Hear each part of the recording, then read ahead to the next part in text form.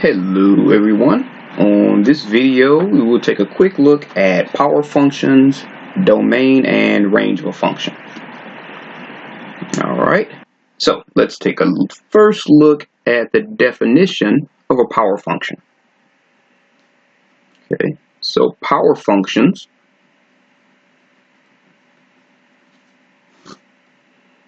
are just single terms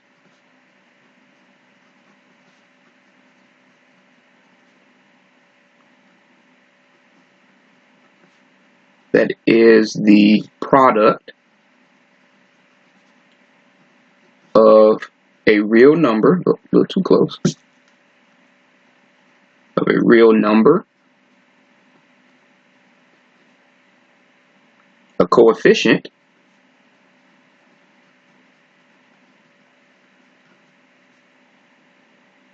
and a variable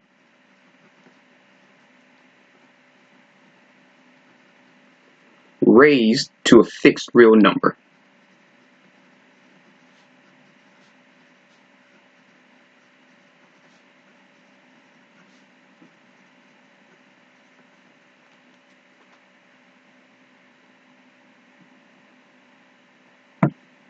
Alright, so let's go ahead and give you a couple of examples.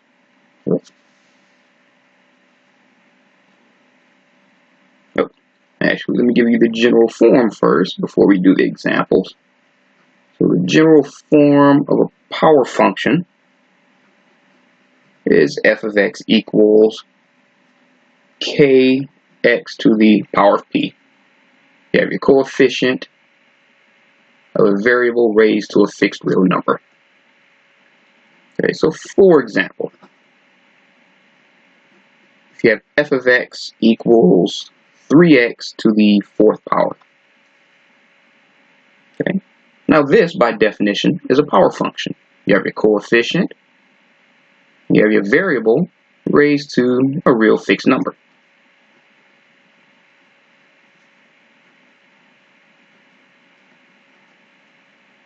Okay, so what about f of x equals 2 over x to the fifth power? Alright, so even though this looks a little bit different, this also is a power function because you can rewrite this as f of x equals 2 times x to the negative fifth power. Just bring that right on up. So this is a power function.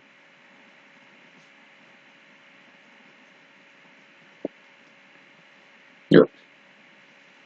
Alright, so what if we have f of x equals 3 to the power of x? Alright, so this would not be a power function. Okay, because remember, you have your coefficient, you have your variable, and it's raised to a fixed real number. This is not raised to a fixed real number, this is raised to a variable. Okay, so being raised to a variable is not the definition of a power function. Okay, so not a power function.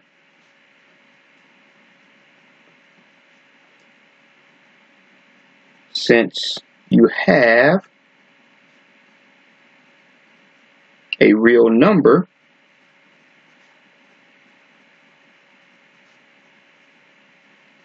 raised to a variable.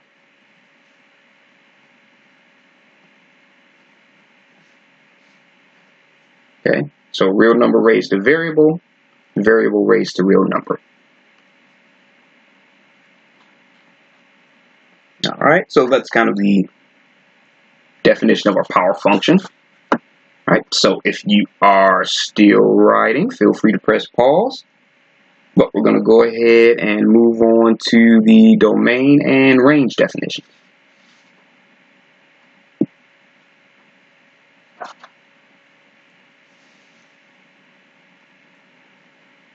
Okay, now if you remember,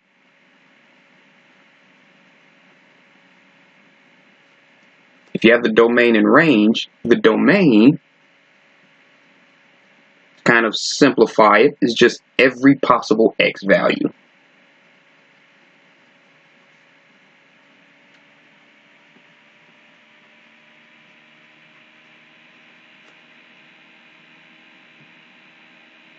All right, and your range is really just every possible y value.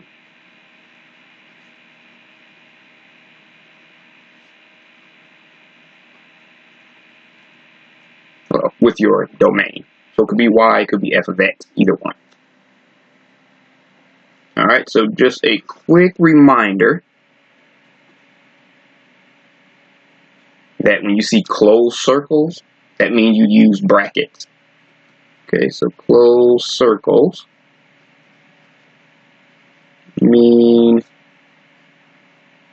you use brackets. So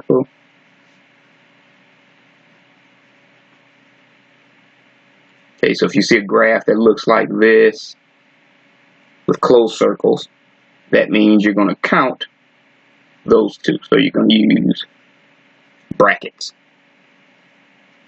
Okay, now if you have open circles,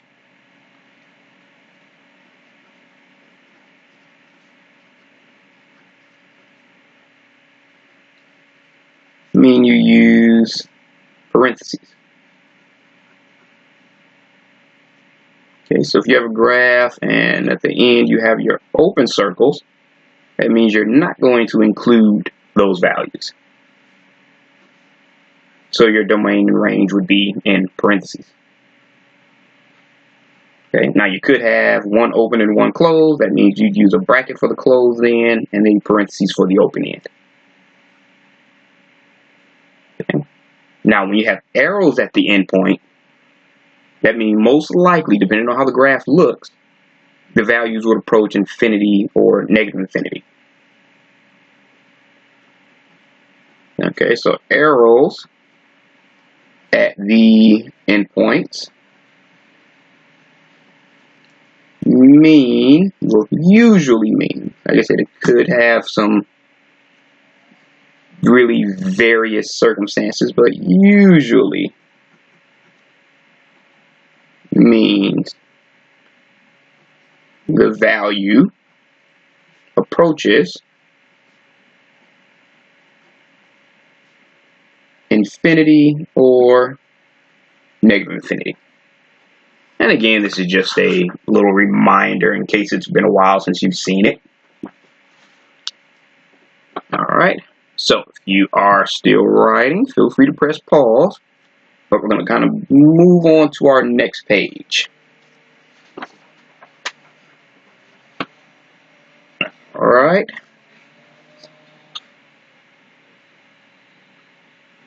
Now another quick reminder, if you remember,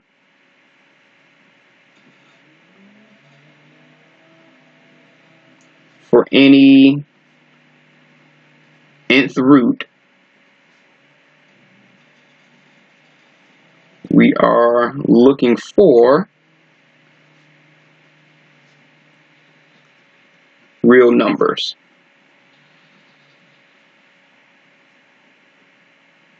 Okay, so if you have an nth root, what's underneath your root symbol, that's called your radicand. Okay, so we know that our radicand would have to be greater than or equal to 0. Because once your radicand becomes less than 0, now you're going into complex numbers, which is not what we're looking for. Okay, and also, remember from way back when, denominators cannot equal 0.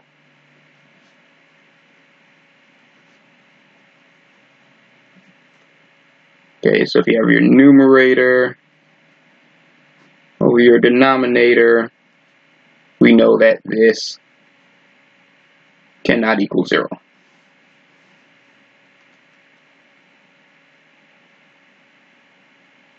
Alright, so if you're still writing this, Again, feel free to press pause and catch up, but we're going to go ahead and move on to our first example.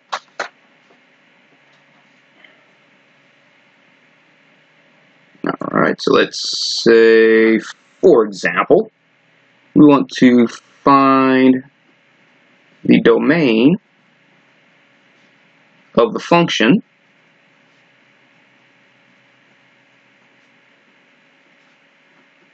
f of x equals 1 over negative 2x plus 8.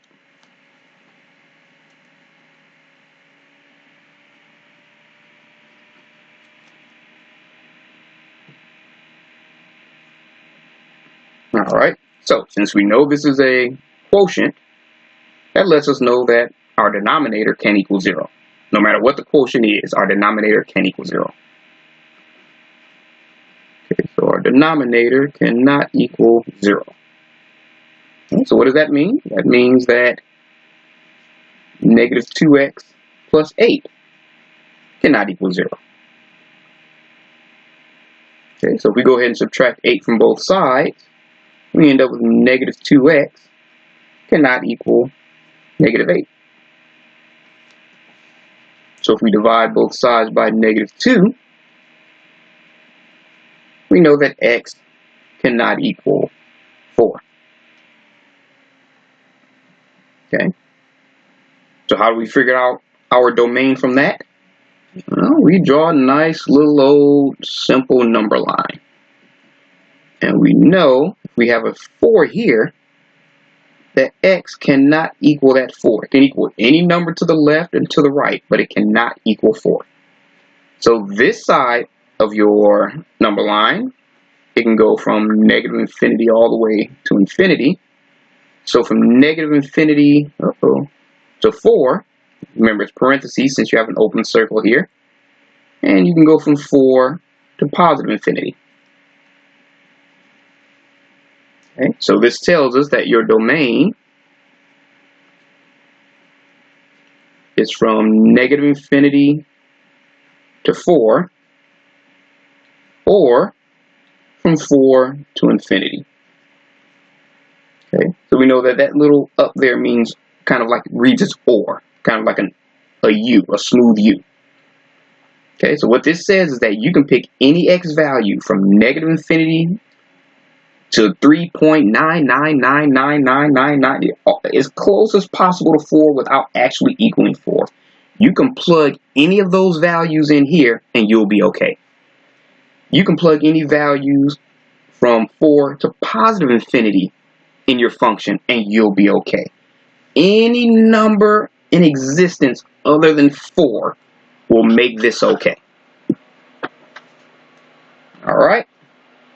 Okay, so if you're still writing, feel free to press pause, but we're going to go ahead and move on to our next example.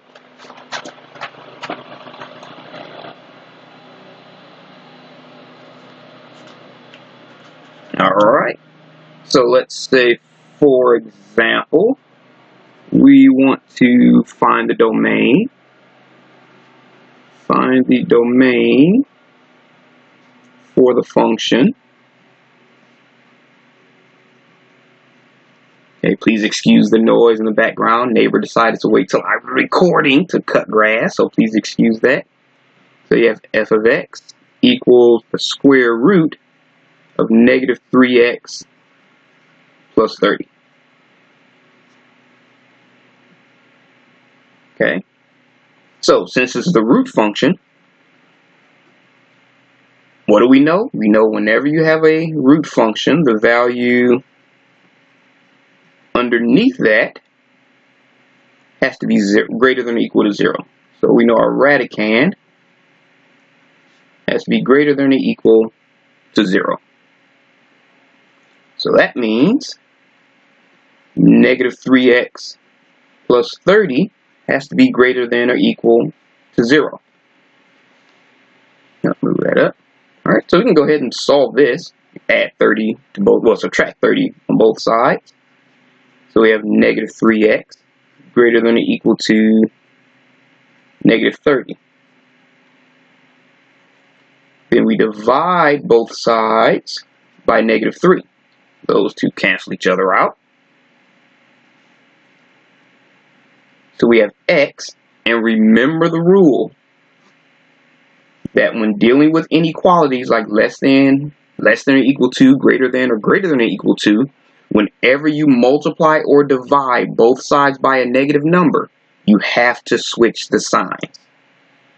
Okay, so please note, because that's something that's really easy to forget. Switch signs when dividing or when multiplying or dividing by a negative number. Okay, so that less than or equal to, greater than or equal to becomes less than or equal to because we divided both sides by -3. Okay, so that becomes -30 divided by -3 is +10. Alright, so what's our domain? Again, we go with our trusty number line. And we have our x equals 10. It's greater than or equal to, so you'll have a closed circle. Whenever you have that equal to, your circle will be closed. If it was just less than, it will be open. Okay, so we know x is less than or equal to 10. So it can be 10 or any number less than that.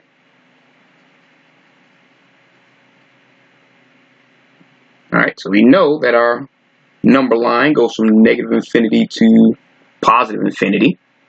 So that means this portion here that we shaded in, it's from -infinity and it stops at 10. Okay, now remember, because we have less than or equal to, we have a closed circle. Because we have a closed circle, our our domain has the bracket. Okay, so that means our domain is from -infinity to 10, right there. So yes, the parentheses and brackets are very important. Less than or equal to, greater than or equal to, we'll use a bracket. You will always have parentheses next to your -infinity and +infinity. Okay, so that's automatic. But whenever you're dealing with less than or equal to or greater than or equal to, you have to remember your bracket for that one. Alright, so if you are still writing, feel free to press pause. But we're going to go ahead and move on to our next example. Well, our last example for this one. Alright, so let's say for this example, we want to find the domain for f of x equals 1 over the square root of 17x minus. Right? So what I want you to do is go ahead and press pause and try to solve this one on your own. But just a little hint, notice you have both the quotient, because it's in the denominator, and you have a radicand. So you have to think about that when you're solving. Okay, so go ahead and press solve and try to solve, press pause and try to solve this one on your own.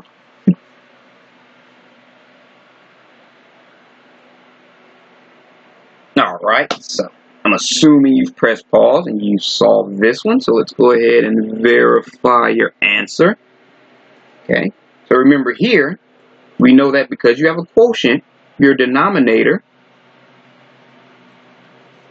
cannot equal 0.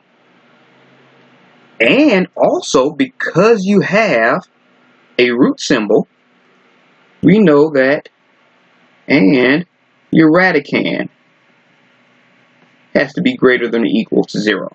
Okay, so this cannot equal 0, and this underneath the root symbol has to be greater than or equal to 0.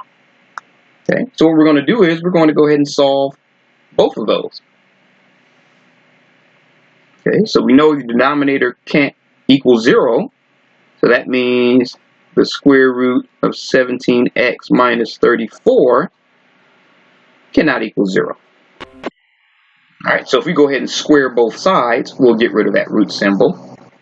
So that means 17x minus 34 can equal 0. Well, sorry about that. There we go. So if we add 34 to both sides, and plus 34 plus 34, that means that 17x cannot equal 34. So if we divide both sides by 17, that means that x cannot equal 2. Okay, so we know that x can equal 2. That was just for this one. Now we have to do our radicand rule, which means since this is our radicand, we know that 17x minus 34 has to be greater than or equal to 0. Okay, so if we add 34 to both sides, we have 17x has to be greater than or equal to 34. So if we divide both sides by 17, we know that x, we divide it by a positive number, so we don't have to worry about switching any signs, so we stay the same, has to be greater than or equal to 2. Okay, so for our domain, we have to make sure that our domain fits both of these, since this particular problem has both the radicand and denominator. Alright, so we get our trusty number line, and we have our 2. Okay, so we see that x can't equal 2, even though this says it can be greater than or equal to. Greater than or equal to would have a closed circle. But because this one says x can't equal 2, it has to be just greater than. So we put an open circle there since it can't equal 2. So this is checked because we have our open circle, so it won't equal 2. So now here, it has to be greater than 2 since we can kind of cross out that equal to.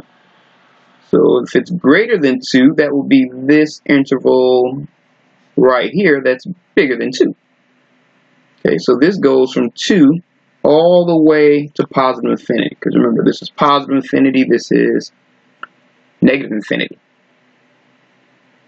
Okay, so in order for both of these to be satisfied, our domain would have to be from 2 to infinity, positive infinity. All right. Okay, so hopefully this made sense, and I will see you on the next video.